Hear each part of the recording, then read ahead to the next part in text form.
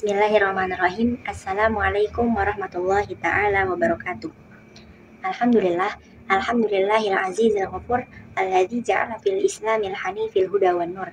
Allahumma shalli ala sayyidina Muhammad khatamil anbiya'i wal mursalin wa ala alihi thayyibin wa ashabihil akhyari ajma'in.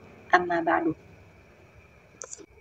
Pada kesempatan kali ini, saya Urfa Haula Syakuro dengan nomor pokok mahasiswa 231105080109, Prodi Ilmu Al-Quran dan Tafsir, Fakultas Agama Islam, Universitas Ibnu Khaldun Bogor.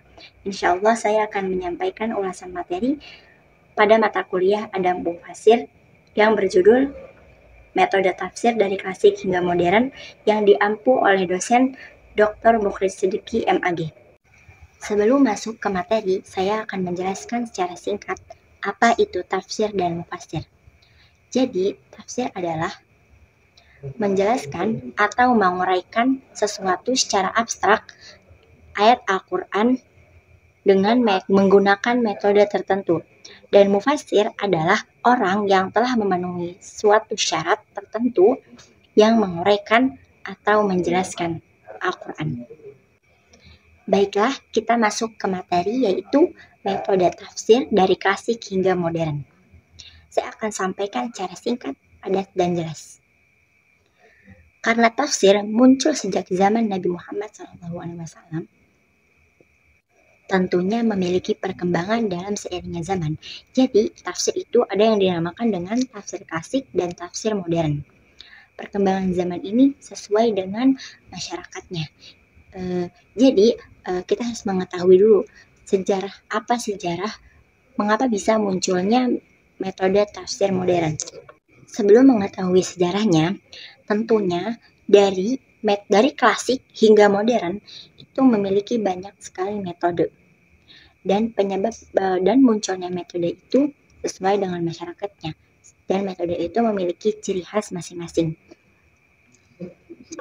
Sejarah munculnya tafsir modern itu dari tokoh Islam, yaitu Muhammad Abduh dan Rashid Ridho. Perkembangan metode tafsir dari klasik hingga modern secara garis besar memiliki 4 metode. Yang pertama, metode ijmali atau global. Yang kedua, metode tahlili atau analitis. Yang ketiga, metode muqarin atau perbandingan, dan yang keempat, metode maudhu'i atau tematik. Jadi, untuk metode ijmali atau metode global bermakna yaitu karena metode ini ada pada zaman Nabi Muhammad SAW, tentunya metode ini menjadi metode tafsir dalam Islam, metode tafsir pertama dalam Islam. Metode ini menggunakan cara menafsirkan Al-Quran tidak secara terperinci. Maksudnya yaitu dijelaskan secara global.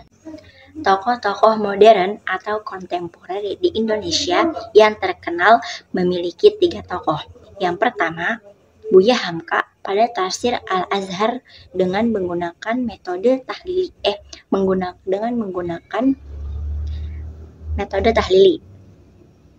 Dan yang kedua, Muhammad Quraisy Shihab pada tafsir Al-Misbah dengan menggunakan metode sesuai urutan Al-Quran Mushaf Utsmani. Dan yang ketiga, Nasaruddin Umar pada penafsiran gender dengan menggunakan metode-metode klasik. Tentunya kedua metode ini, metode klasik dan metode modern, memiliki perbedaan.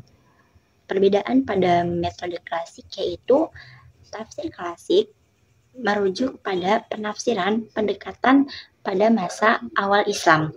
Sedangkan metode tafsir modern atau kontemporer itu lebih merujuk kepada kondisi zaman sekarang dengan menjelaskan tentang ilmu pengetahuan, konteks sosial, dan berbagai macam kebutuhan masyarakat zaman sekarang.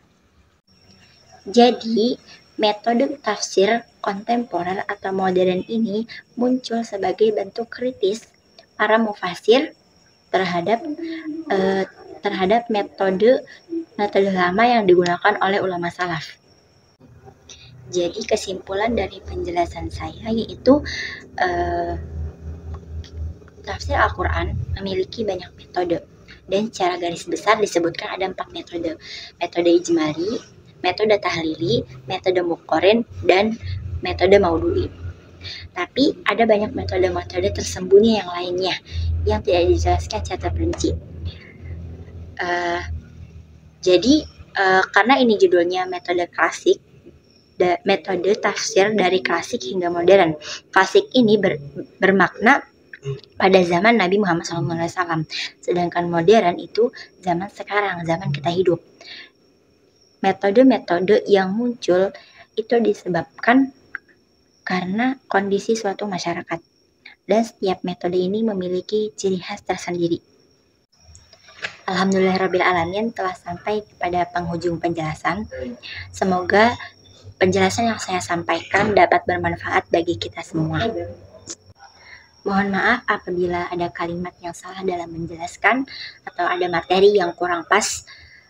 Terima kasih atas perhatiannya dan terima kasih sudah mendengarkan. Syukron ala husni istima'ikun, wabillahi taufiq wal hidayah, wa ridha wa innayah. Wassalamualaikum warahmatullahi ta'ala wabarakatuh.